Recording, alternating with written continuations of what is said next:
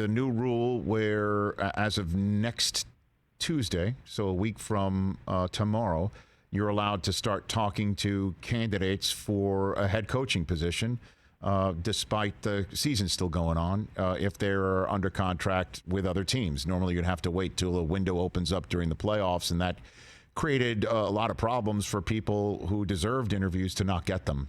So, does that mean tonight's game, is it possible the loser of tonight's Monday Night Football game between the Vikings and the Bears is out, and there's an interim head coach, so these teams can get a head start that Jacksonville and the Raiders already have?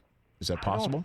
I don't think we understand yet, because it hasn't happened, what this is going to do to the normal pink slip cycle. You know, we called it Black Monday the day after the regular season ended, and it had trickled back into Sunday, just like Black Friday trickled into Thanksgiving. I mean, we get more and more of these firings on the last day of the regular season as soon as the final games are over.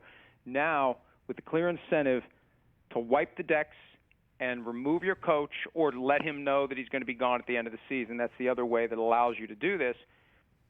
You've already got two teams that are in the position to get the head start in the Jaguars and the Raiders.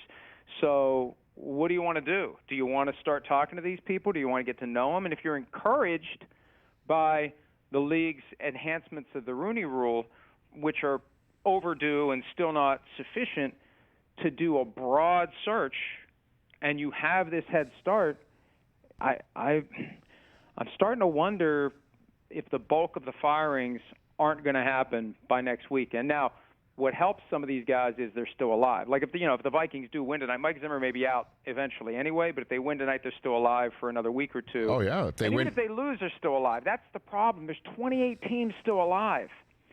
So wouldn't that be something if you see a coach get fired by a team that is still alive in the playoffs, and the interim coach would take them to the playoffs? I mean, it can happen in this environment, because if you've already made up your mind, there's no reason to wait until the end of the season, and there's every reason to implement soon, so you can start conducting those interviews starting next Monday. Well, so Merry Christmas to all the coaches who are about to get fired this weekend. Well, Mike, I mean, we almost saw that scenario in college football, albeit it was a coach leaving of his own volition in Notre Dame.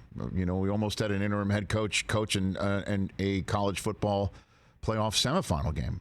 You know, I'm pleased to say that it was my alma mater that prevented Notre Dame from having a seat at that table, but that's just me being petty. Please don't open a very old wound for me as it relates to your alma mater taking my law school alma mater's coach and putting ideas in his head when there was a game that was still on the docket that would have determined a spot in the national championship, and his team was a 28.5-point favorite over Pitt, and West Virginia lost. Don't start. Don't start. I got it. It was 14 years ago, but I still remember it like it was yesterday. Well, I mean, I didn't mean to shake. No, I'm just playing with you. No. I didn't mean to shake the pit snoggle tree right there, Mike. I didn't mean to. But it's always kind of been there in college. This is a new reality for the NFL. And again, I don't think we understand what's about to potentially happen. Hey, you watched all the way to the end. Thanks for that. Watch more right here.